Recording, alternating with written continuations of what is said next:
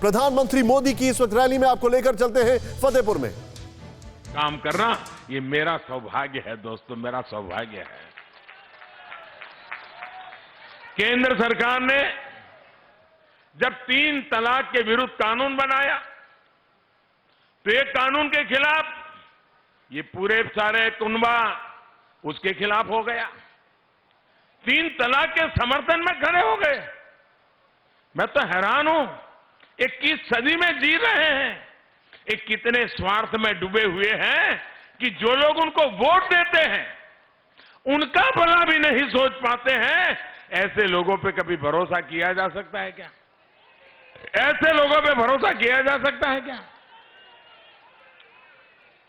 मेरी मुस्लिम माताओं बहनों, छोटी छोटी बात में 3 तलाक 3 तलाक 3 तलाक हो गई छुट्टी।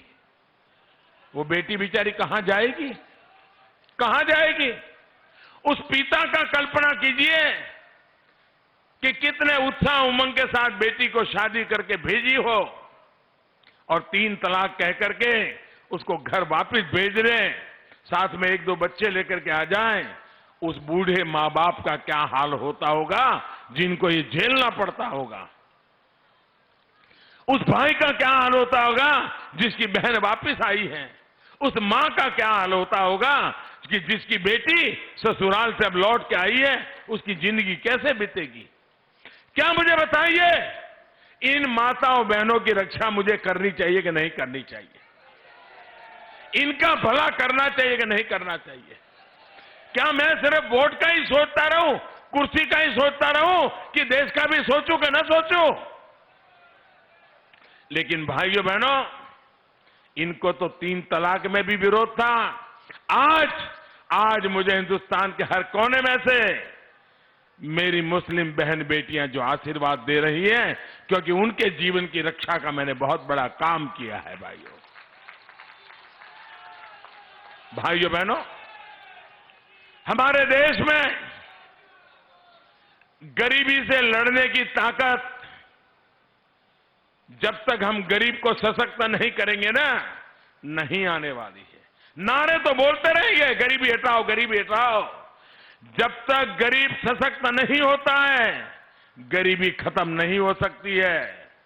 और जिस दिन गरीब सशक्त हो जाता है ना, वो भी गरीबी को खत्म करने के लिए हमारा सिपाही बन जाता है।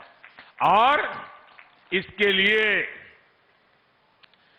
उस परिवार की गरीब मां का सशक्तिकरण, अगर गरीब मां को ताकत मिल गई ना, आप देख लीजिए, गरीबी को सामने लड़ने के लिए पुरुष के पास समय बच जाएगा। वो मेहनत करेगा और दोनों मिलकर के देखते ही देखते गरीबी से बाहर आ सकते हैं। और सरकार का ये काम है और ये काम करने के लिए आपने मुझे बिठाया है। परवाह देश की, सोमवार से शुक्रवार रात 10 बजे TV9 भारतवर्ष पर।